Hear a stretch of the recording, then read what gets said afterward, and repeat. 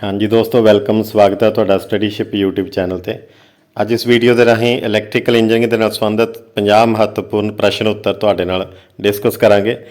ਜੇਕਰ ਤੁਸੀਂ ITI ਦੇ ਵਿਦਿਆਰਥੀ ਹੋ, ਡਿਪਲੋਮਾ ਇਲੈਕਟ੍ਰੀਕਲ ਇੰਜੀਨੀਅਰਿੰਗ ਜਾਂ BTech ਇਲੈਕਟ੍ਰੀਕਲ ਇੰਜੀਨੀਅਰਿੰਗ ਜਾਂ ITI ਇਲੈਕਟ੍ਰੀਸ਼ੀਅਨ ਵਾਇਰਮੈਨ ਦੇ ਵਿਦਿਆਰਥੀ ਹੋ, ਜਾਂ ਤੁਸੀਂ ਆਪਣੀ ਪੜ੍ਹਾਈ ਪੂਰੀ ਕਰ ਚੁੱਕੇ ਹੋ ਔਰ ਕਿਸੇ ਕੰਪੀਟੀਟਿਵ ਐਗਜ਼ਾਮ ਦੀ ਤਿਆਰੀ ਕਰ ਰਹੇ ਹੋ, ਅਸਿਸਟੈਂਟ ਲਾਈਨਮੈਨ JEE AE ਦੀ ਤਿਆਰੀ ਕਰ ਰਹੇ ਹੋ, ਤਾਂ ਤੁਹਾਡੇ ਸਾਰਿਆਂ ਦੇ ਲਈ ਬਹੁਤ ਮਹੱਤਵਪੂਰਨ ਇਹ 50 ਕੁਐਸਚਨਸ ਨੇ ਜਿਹੜੇ ਫਿਲਅਪਸ ਦੀ ਫਾਰਮ ਦੇ ਵਿੱਚ ਆਪਾਂ ਕਰਾਂਗੇ, ਖਾਲੀ ਥਾਵਾਂ ਦੀ ਫਾਰਮ ਦੇ ਵਿੱਚ। ਸੋ MCQ ਟਾਈਪ ਤੁਹਾਡੇ ਇਹ ਕੁਐਸਚਨ ਬਣ ਸਕਦੇ ਆ, ਤਾਂ ਪੂਰੇ ਕੁਐਸਚਨਸ ਤੁਸੀਂ ਬਹੁਤ ਧਿਆਨ ਦੇ ਨਾਲ ਕਰਨੇ ਆ।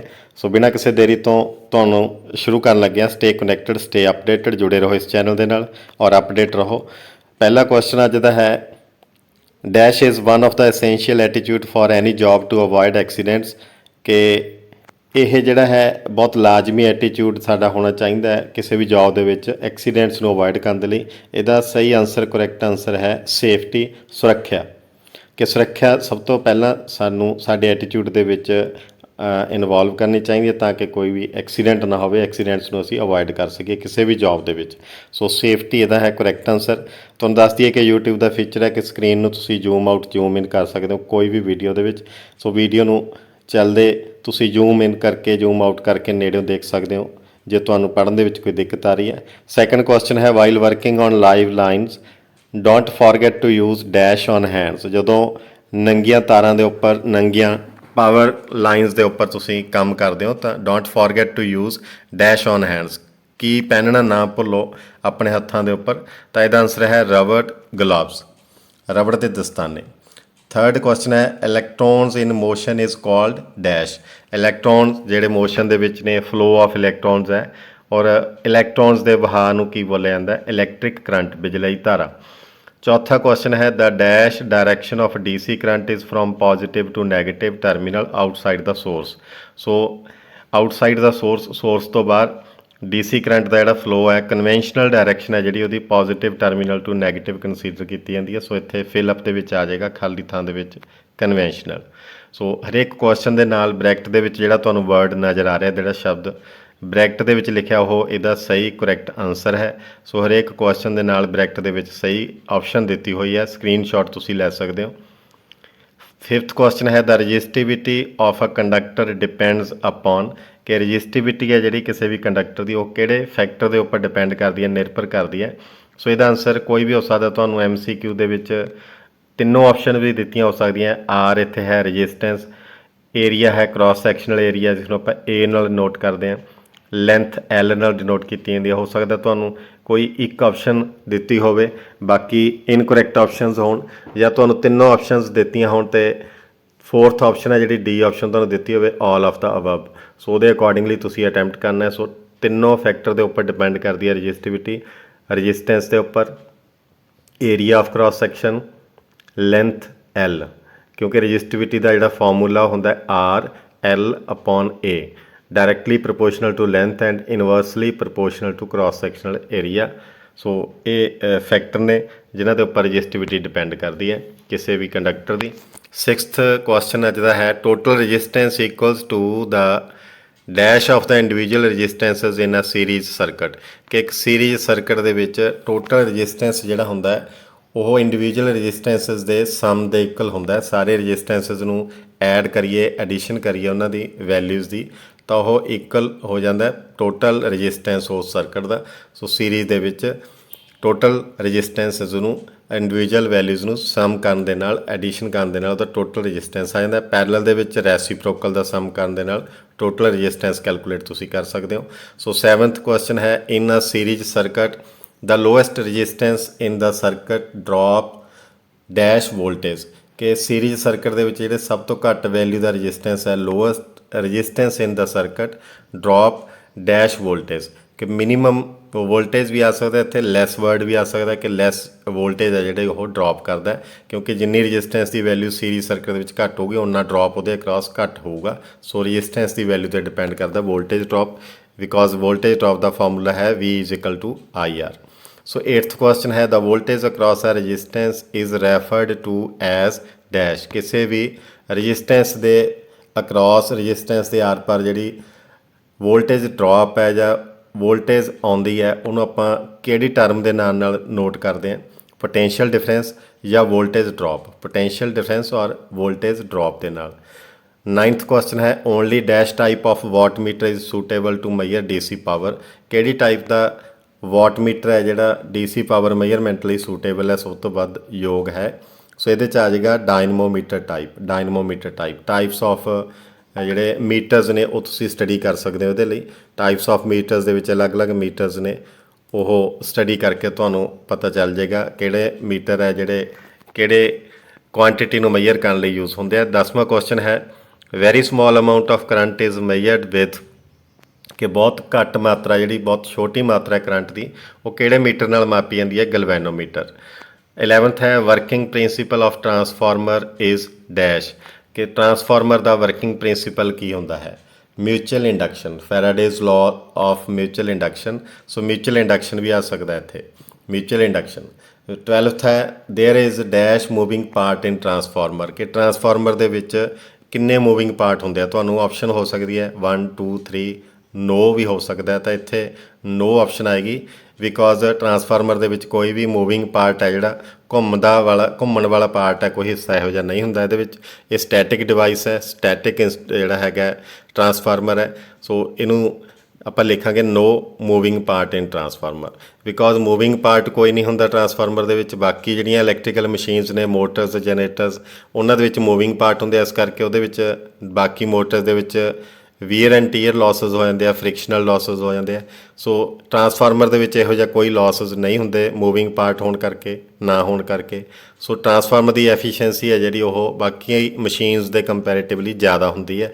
ਸੋ ਅਗਲਾ ਕੁਐਸਚਨ ਤੁਸੀਂ ਕਰ ਸਕਦੇ ਹੋ ਕਿ the transformer has dash efficiency as compare to other electric machines. ਬਾਕੀ ਇਲੈਕਟ੍ਰੀਕਲ ਮਸ਼ੀਨਸ ਦੇ ਕੰਪੈਰੇਟਿਵਲੀ ਟਰਾਂਸਫਾਰਮਰ ਦੀ ਜਿਹੜੀ ਐਫੀਸ਼ੀਐਂਸੀ ਹੈ, ਮੋਰ ਵਰਡ ਵੀ ਆ ਸਕਦਾ ਇੱਥੇ ਕਿ ਜ਼ਿਆਦਾ ਹੁੰਦੀ ਹੈ, ਜਾਂ ਇਹ ਵੀ ਹੋ ਸਕਦਾ ਕਿ ਟਰਾਂਸਫਾਰਮਰ ਦੀ ਮੈਕਸਿਮਮ ਹੁੰਦੀ ਹੈ, ਮੈਕਸਿਮਮ ਵਰਡ ਵੀ ਆ ਸਕਦਾ ਹੈ।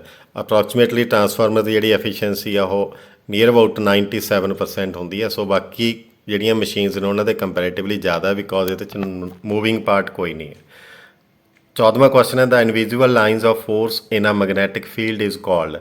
ਜਿਹੜੀਆਂ ਅਦਿੱਖ ਲਾਈਨਸ ਹੁੰਦੀਆਂ ਨੇ ਫੋਰਸ ਦੀਆਂ, ਬਲ ਦੀਆਂ ਰੇਖਾਵਾਂ ਨੇ, ਨਜ਼ਰ ਨਹੀਂ ਆਉਂਦੀਆਂ, ਇਨਵਿਜ਼ੀਬਲ ਹੁੰਦੀਆਂ ਨੇ ਮੈਗਨੈਟਿਕ ਫੀਲਡ ਦੇ ਵਿੱਚ, ਉਹਨਾਂ ਨੂੰ ਕੀ ਕਿਹਾ ਜਾਂਦਾ? ਉਹਨਾਂ ਨੂੰ ਬੋਲਦੇ ਆ ਮੈਗਨੈਟਿਕ ਲਾਈਨਸ ਆਫ ਫੋਰਸ ਜਾਂ ਲਾਈਨਸ ਆਫ ਫਲਕਸ, ਜਾਂ ਸਿੰਪਲੀ ਫਲਕਸ ਦੇ ਨਾਂ ਨਾਲ ਵੀ ਜਾਣਿਆ ਜਾ ਸਕਦਾ ਹੈ। ਮੈਗਨੈਟਿਕ ਲਾਈਨਸ ਆਫ ਫੋਰਸ ਵੀ ਠੀਕ ਆਪਸ਼ਨ, ਲਾਈਨਸ ਆਫ ਫਲਕਸ ਜਾਂ ਸਿੰਪਲੀ ਮੈਗਨੈਟਿਕ ਫਲਕਸ ਵੀ ਕਿਹਾ ਜਾ ਸਕਦਾ ਹੈ। ਸੋ ਅਗਲਾ ਕੁਐਸਚਨ ਹੈ the force that create magnetic flux is called. ਜਿਹੜਾ ਫੋਰਸ ਜਿਹਦੇ ਕਰਕੇ ਮੈਗਨੈਟਿਕ ਫਲਕਸ ਕ੍ਰੀਏਟ ਹੁੰਦਾ ਹੈ, ਉਸ ਫੋਰਸ ਨੂੰ ਆਪਾਂ ਕੀ ਬੋਲਦੇ ਹਾਂ? MMF ਵੀ ਲਿਖਿਆ ਹੋ ਸਕਦਾ ਹੈ ਸ਼ਾਰਟ ਦੇ ਵਿੱਚ, ਜਾਂ ਫਿਰ ਇਹਨੂੰ ਓਪਨ ਕਰਕੇ ਐਕਸਪੈਂਡ ਕਰਕੇ ਲਿਖਿਆ ਹੋ ਸਕਦਾ ਆਪਸ਼ਨ ਦੇ ਵਿੱਚ ਮੈਗਨੈਟੋਮੋਟਿਵ ਫੋਰਸ। ਇਹਦਾ ਕਰੈਕਟ ਆਨਸਰ ਹੈ MMF ਔਰ ਮੈਗਨੈਟੋਮੋਟਿਵ ਫੋਰਸ।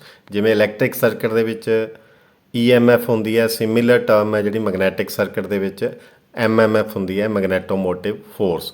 ਸੋ ਅਗਲਾ ਕੁਐਸਚਨ ਹੈ ਦਾ ਯੂਨਿਟ ਆਫ ਇੰਡਕਟੈਂਸ ਇਜ਼ ਡੈਸ਼। ਇੰਡਕਟੈਂਸ ਦੇ ਯੂਨਿਟ ਕੀ ਨੇ? ਇੰਡਕਟੈਂਸ ਨੂੰ ਕਿਹੜੇ ਯੂਨਿਟ ਦੇ ਨਾਲ ਮੈਜ਼ਰ ਕਰ ਸਕਦੇ ਹਾਂ? ਹੈਨਰੀ। ਨੈਕਸਟ ਹੈ ਦਾ unit of inductive reactance is.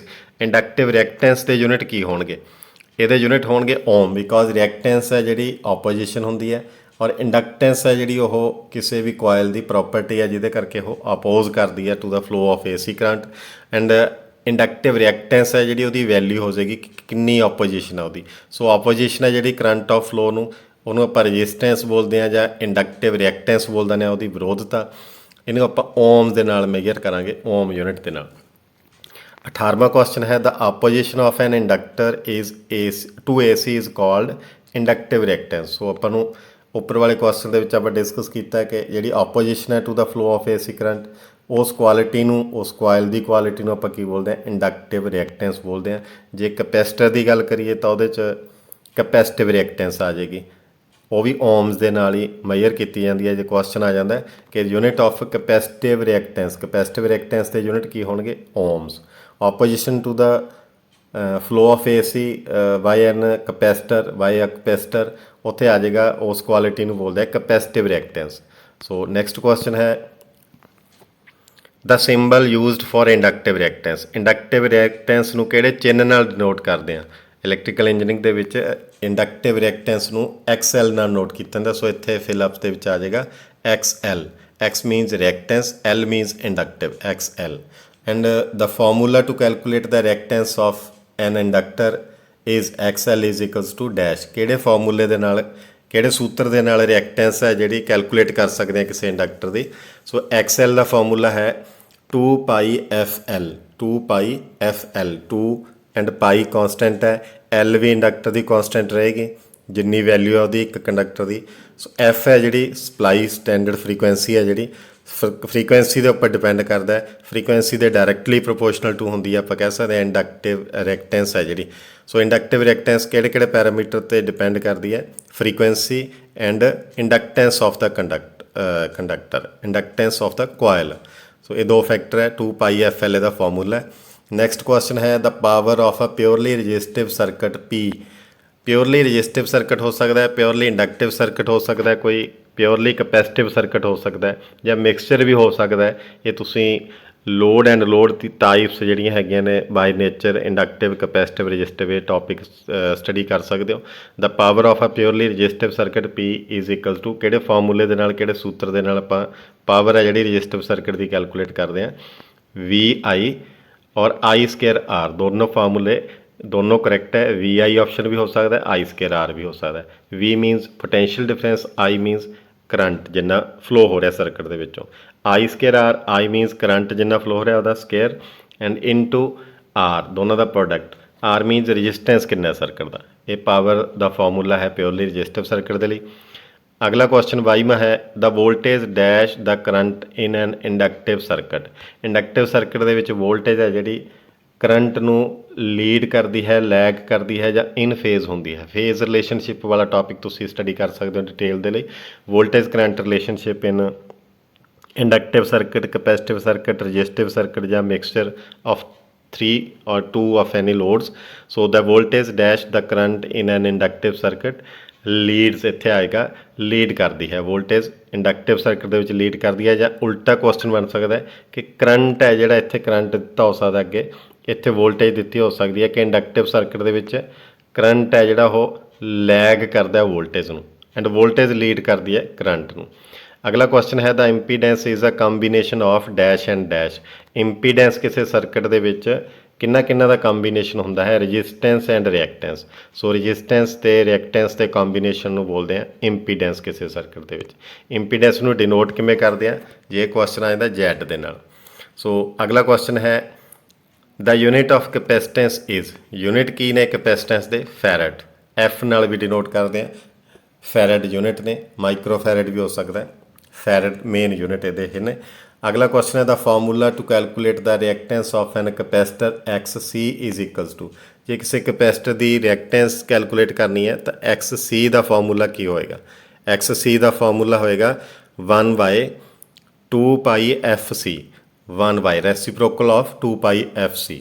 2π ਕੌਂਸਟੈਂਟ ਹੈ, C ਕਪੈਸਿਟੈਂਸ ਹੈ ਕਿਸੇ ਕਪੈਸਿਟਰ ਦੀ, F ਫਰੀਕੁਐਂਸੀ ਹੈ। ਸੋ ਇਸ ਫਾਰਮੂਲੇ ਤੋਂ ਇਹ ਵੀ ਕੁਐਸਚਨ ਤੁਹਾਨੂੰ ਪੁੱਟ ਕੀਤਾ ਜਾ ਸਕਦਾ ਕਿ ਕਿਸੇ ਕਪੈਸਿਟਰ ਦੀ ਜਿਹੜੀ ਰਿਐਕਟੈਂਸ ਹੈ that is inversely proportional to its capacitance value ਔਰ inversely proportional to the frequency F। Inversely ਉਲਟ ਅਨੁਪਾਤ ਦੇ ਵਿੱਚ ਹੁੰਦੀ ਹੈ। 26ਵਾਂ ਕੁਐਸਚਨ ਹੈ the reciprocal of impedance is called. Impedance ਦੇ ਰੈਸੀਪ੍ਰੋਕਲ ਨੂੰ ਕੀ ਕਹਿੰਦੇ ਆ? Admittance. Admittance reciprocal of impedance is known as ਔਰ ਇਜ਼ ਕਾਲਡ ਐਡਮਿਟੈਂਸ। ਅਗਲਾ ਕੁਐਸਚਨ ਹੈ 27ਵਾਂ ਦਾ unit of admittance is. Admittance ਨੂੰ ਕਿਹੜੇ ਯੂਨਿਟ ਦੇ ਨਾਲ ਮੈਜ਼ਰ ਕੀਤਾ ਜਾਂਦਾ ਸਰਕਟ ਦੇ ਵਿੱਚ? ਸੀਮਨਸ, SIEMENS, ਸੀਮਨਸ ਦੇ ਨਾਲ ਮੈਜ਼ਰ ਕੀਤਾ ਜਾਂਦਾ ਹੈ। A cell is a device which converts dash energy into dash energy. Cell ਹੈ ਜਿਹੜਾ ਇੱਕ ਇਹੋ ਜਿਹਾ ਯੰਤਰ ਹੈ ਜਿਹੜਾ ਕਿ ਕਿਹੜੀ ਐਨਰਜੀ ਹੈ ਜਿਸ ਨੂੰ ਦੂਸਰੀ ਕਿਹੜੀ ਐਨਰਜੀ ਫਾਰਮ ਦੇ ਵਿੱਚ ਚੇਂਜ ਕਰਦਾ ਹੈ। ਸੋ ਸੈੱਲ ਦੇ ਵਿੱਚ ਕੈਮੀਕਲ ਐਨਰਜੀ ਹੈ ਜਿਹੜੀ ਉਹ ਇਲੈਕਟ੍ਰੀਕਲ ਐਨਰਜੀ ਦੇ ਵਿੱਚ ਕਨਵਰਟ ਹੁੰਦੀ ਹੈ। ਸੋ ਇੱਥੇ ਫਿਲਅਪ ਦੇ ਵਿੱਚ ਆ ਜਾਏਗਾ cell is a device which converts dash chemical energy into electrical energy. ਅਗਲਾ 29ਵਾਂ ਕੁਐਸਚਨ ਹੈ the battery should be charged with dash supply only. ਜਿਹੜੀ ਬੈਟਰੀ ਹੈ ਉਹ ਕਿਹੜੀ ਸਪਲਾਈ ਦੇ ਨਾਲ ਚਾਰਜ ਕਰਨੀ ਚਾਹੀਦੀ ਹੈ? Dash supply only, DC supply ਦੇ ਨਾਲ ਚਾਰਜ ਕਰਦੇ ਆ ਬੈਟਰੀ। ਸੋ ਇੱਥੇ ਆ ਜਾਏਗਾ DC ਕਰੈਕਟ ਆਪਸ਼ਨ। ਨੈਕਸਟ ਹੈ ਦਾ unit of power is dash.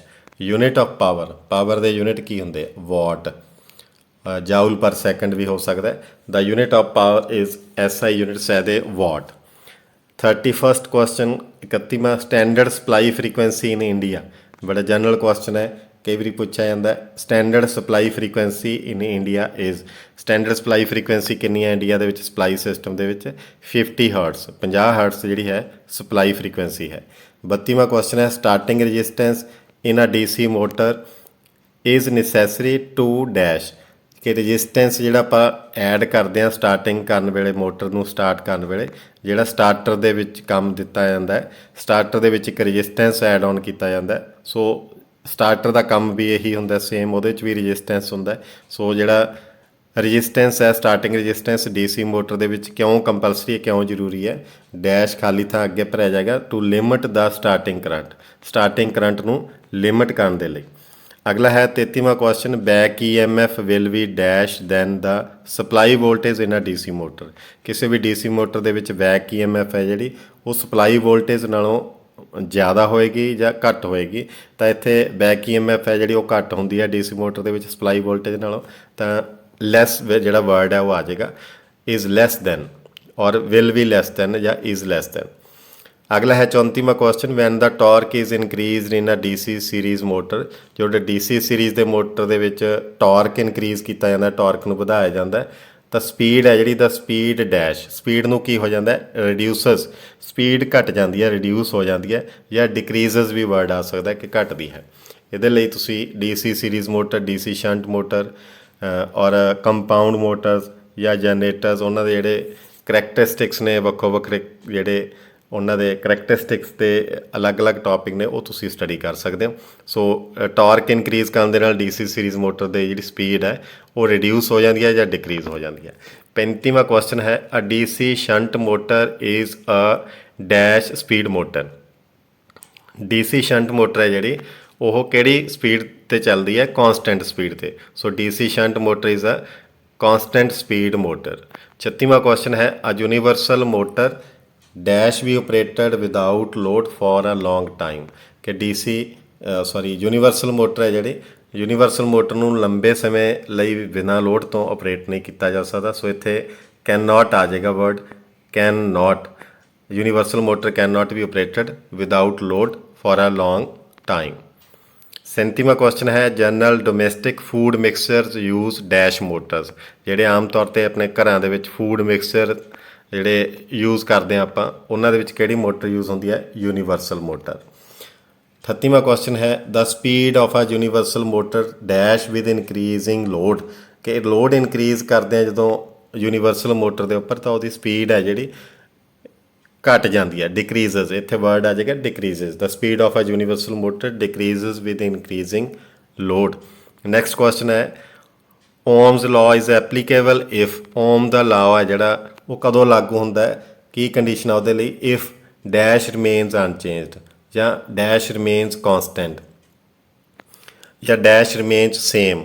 सो ये है फिजिकल कंडीशनस लाइक टैंपरेचर एटसैट्रा, जिमें टैंपरेचर वगैरह चेंज ना हो तो उत्थे ओम्स लॉ है जोड़ा वो एप्लीकेबल है, फिर उत्थे लागू करते हैं। सो अगला है, एज पर ओम्स लॉ, ओम लॉ के मुताबिक current flowing in the circuit, जोड़ा सर्किट के विच करंट फ्लो करता है, dash proportional to that potential difference applied across its ends, कि वह जोड़े ये एंड्स ते पोटेंशियल डिफरेंस अप्लाई किया वो प्रपोर्शनल होंदा है। वो प्रपोर्शनल किस अनुपात के विच होंदा है, directly proportional, V is equals to I R, R is equals to V by I। Ohm's law का सिंपल स्टेटमेंट है कि करंट जोड़ा है सर्किट के विच directly proportional to potential difference होंदा है। अगला है 41वां question, the resistance of a metal wire of a given length dash with increase in area of cross section. So जो किसी रजिस्टेंस की गल करनी है, resistance of a metal wire, एक मैटल वायर है तुहाडे कोल, कंडक्टर है, वो एक लेंथ है, स्पैसीफिक लेंथ है कोई, वो जिहड़े एरिया ऑफ क्रॉस सैक्शन है उन्होंने इनक्रीज किया जा रहा, तो एरिया इनक्रीज होने दे नाल जिहड़ा उहदा रजिस्टेंस है वो की होएगा, घटेगा, डिक्रीजेस, बिकॉज रजिस्टेंस जिहड़ा है R is equal to rho L upon A, ये फार्मूला है R is equal to rho L upon A। So ये फार्मूले तो ਇਹ 2-3 ਕੁਐਸਚਨਸ ਤੁਹਾਨੂੰ ਬਣ ਸਕਦੇ ਆ ਕਿ ਰੈਜ਼ਿਸਟੈਂਸ ਜਿਹੜਾ ਹੈ ਕ੍ਰਾਸ ਸੈਕਸ਼ਨਲ ਏਰੀਆ ਇਨਕਰੀਜ਼ ਹੋਣ ਦੇ ਨਾਲ ਘਟਦਾ ਹੈ ਜਾਂ ਡਿਕਰੀਜ਼ ਹੋਣ ਦੇ ਨਾਲ ਵੱਧਦਾ ਹੈ, ਇਹ ਵੀ ਹੋ ਸਕਦਾ ਉਲਟਾ। ਅਗਲਾ ਕੁਐਸਚਨ ਬਣ ਸਕਦਾ ਕਿ resistance of a metal wire of a given area of the cross section dash with increase in length ਵਧਣ ਦੇ ਨਾਲ, ਵਿਦ ਇਨਕਰੀਜ਼ ਇਨ ਲੈਂਥ ਵਧਣ ਦੇ ਨਾਲ ਰੈਜ਼ਿਸਟੈਂਸ ਹੈ ਜਿਹੜਾ, ਕਿਉਂਕਿ ਡਾਇਰੈਕਟਲੀ ਪ੍ਰੋਪੋਰਸ਼ਨਲ ਟੂ ਹੁੰਦਾ ਫਾਰਮੂਲੇ ਦੇ ਮੁਤਾਬਕ, ਸੋ ਲੈਂਥ ਵਧਣ ਦੇ ਨਾਲ ਵਧੇਗਾ, ਲੈਂਥ ਘਟਣ ਦੇ ਨਾਲ ਰੈਜ਼ਿਸਟੈਂਸ ਹੈ ਜਿਹੜਾ ਘਟੇਗਾ। ਸੋ ਇਹ ਯਾਦ ਰੱਖਣਾ। ਅਗਲਾ ਕੁਐਸਚਨ ਹੈ the frequency of DC supply is dash. DC supply ਦੇ ਵਿੱਚ ਫਰੀਕੁਐਂਸੀ ਕਿੰਨੀ ਹੁੰਦੀ ਹੈ? 0। ਅਗਲਾ ਕੁਐਸਚਨ ਹੈ ਦ current is measured bye. Current ਆਪਾਂ ਕਿਹੜੇ ਡਿਵਾਈਸ ਨਾਲ ਮੇਜਰ ਕਰਦੇ ਹਾਂ? ਐਮੀਟਰ ਦੇ ਨਾਲ। The voltage is measured by voltmeter. Voltage measure ਕਰਨ ਦੇ ਲਈ, ਮਾਪਣ ਦੇ ਲਈ ਵੋਲਟਮੀਟਰ, ਕਰੰਟ ਮਾਪਣ ਦੇ ਲਈ ਐਮੀਟਰ। And EMF the full form ਕੀ ਹੈ? ਇਲੈਕਟ੍ਰੋਮੋਟਿਵ ਫੋਰਸ। ਇਲੈਕਟ੍ਰਿਕ ਸਰਕਟ ਦੇ ਵਿੱਚ ਜਿਹੜਾ ਪੋਟੈਂਸ਼ੀਅਲ ਡਿਫਰੈਂਸ ਹੁੰਦਾ ਇਹਨੂੰ EMF ਵੀ ਬੋਲਦੇ ਆ, ਇਲੈਕਟ੍ਰੋਮੋਟਿਵ ਫੋਰਸ। ਨੈਕਸਟ ਹੈ MMF ਨੂੰ ਕੀ ਬੋਲਦੇ ਆ? ਇਹਨੂੰ ਐਕਸਪੈਂਡ ਕਰਨਾ ਹੋਵੇ ਤਾਂ ਮੈਗਨੈਟੋਮੋਟਿਵ ਫੋਰਸ। ਮੈਗਨੈਟਿਕ ਸਰਕਟ ਦੇ ਵਿੱਚ ਦੋਨੋਂ ਇਕੁਇਲੈਂਟ ਹੁੰਦੇ ਆ, ਸਿਮੀਲਰ ਟਰਮਸ ਨੇ ਇਲੈਕਟ੍ਰਿਕ ਸਰਕਟ ਤੇ ਮੈਗਨੈਟਿਕ ਸਰਕਟ ਦੇ ਵਿੱਚ, EMF MMF। 48ਵਾਂ ਕੁਐਸਚਨ ਹੈ the unit to measure current is dash amperes. The unit to measure current ਨੂੰ ਮਾਪਣ ਦੇ ਯੂਨਿਟ ਕੀ ਨੇ? ਐਂਪੀਅਰਸ। ਨੈਕਸਟ ਹੈ ਵੋਲਟੇਜ ਨੂੰ ਮਾਪਣ ਦੇ ਯੂਨਿਟ ਕੀ ਨੇ? ਵੋਲਟਸ। ਐਂਡ ਮੈਗਨੈਟਿਕ ਫਲਕਸ ਨੂੰ ਮਾਪਣ ਦੇ to measure the magnetic flux ਵਿੱਚ ਯੂਨਿਟ ਵੀ use weber. WEBER weber. So ਇਹ ਸੀ ਜੀ 50 ਕੁਐਸਚਨਸ ਫਿਲਅਪਸ ਦੀ ਫਾਰਮ ਦੇ ਵਿੱਚ MCQs। ਇਹਨਾਂ ਤੋਂ ਅਲੱਗ-ਅਲੱਗ ਟਾਈਪ ਦੇ ਬਣ ਸਕਦੇ ਆ। ਉਮੀਦ ਹੈ ਕਿ ਤੁਹਾਨੂੰ ਅੱਜ ਦਾ ਇਹ ਜਿਹੜਾ ਟੌਪਿਕ ਹੈ ਚੰਗਾ ਲੱਗਿਆ ਹੋਵੇਗਾ। ਤੁਸੀਂ ਰਿਵੀਜ਼ਨ ਕਰ ਸਕਦੇ ਹੋ ਵੀਡੀਓ ਦੁਬਾਰਾ ਦੇਖ ਕੇ, ਜਾਂ ਸਕਰੀਨਸ਼ਾਟ ਤੁਸੀਂ ਲੈ ਲਏ ਹੋਣੇ ਆ, ਦੁਬਾਰਾ ਸਕਰੀਨਸ਼ਾਟ ਲੈ ਸਕਦੇ ਹੋ। ਆਪਣੇ ਸਾਥੀਆਂ ਦੇ ਨਾਲ ਵੱਧ ਤੋਂ ਵੱਧ ਸ਼ੇਅਰ ਕਰੋ। ਔਰ ਇਸੇ ਤਰ੍ਹਾਂ ਦੇ ਹੋਰ ਟੌਪਿਕਸ ਜੇ ਤੁਹਾਨੂੰ ਲੱਗਦਾ ਹੈ ਕਿ ਤੁਹਾਡੇ ਨਾਲ ਸ਼ੇਅਰ ਕਰਦੇ ਰਹੀਏ ਤਾਂ ਤੁਸੀਂ ਟੌਪਿਕ ਸੁਜੈਸਟ ਕਰ ਸਕਦੇ ਹੋ। ਉਸ ਤਰ੍ਹਾਂ ਦੇ ਲੈਕਚਰ ਜਿਹੜੇ ਹੈ ਤੁਹਾਡੇ ਨਾਲ ਸ਼ੇਅਰ ਕਰਨ ਦੀ ਟਰਾਈ ਕਰਾਂਗੇ। ਉਹਦੇ ਨਾਲ ਹੀ ਸਾਰੇ ਜਿਹੜੇ ਵਿਊਅਰਸ ਨੇ, ਸਾਰੀ ਆਡੀਅנס ਹੈ, ਤੁਹਾਨੂੰ ਸਾਰਿਆਂ ਨੂੰ ਗੁੱਡ ਲੱਕ, ਬੈਸਟ ਵਿਸ਼ੇਸ ਫॉर ਯੂਅਰ ਬ੍ਰਾਈਟ ਫਿਊਚਰ। ਹੋਰ ਇਸ ਤਰ੍ਹਾਂ ਦੇ ਲੈਕਚਰ, ਨੋਟਸ, MCQs ਆਉਣ ਵਾਲੀ ਵੀਡੀਓਜ਼ ਦੇ ਵਿੱਚ ਤੁਹਾਨੂੰ ਕੋਸ਼ਿਸ਼ ਕਰਾਂਗੇ ਸ਼ੇਅਰ ਕਰਨ ਦੀ। ਸੋ ਮਿਲਦੇ ਹਾਂ ਅਗਲੀ ਵੀਡੀਓ ਦੇ ਵਿੱਚ ਕਿਸੇ ਨਵੇਂ ਟੌਪਿਕ ਦੇ ਨਾਲ। ਤਦ ਤੱਕ ਲਈ ਤੁਹਾਡਾ ਬਹੁਤ ਬਹੁਤ ਥੈਂਕ ਯੂ। Good luck.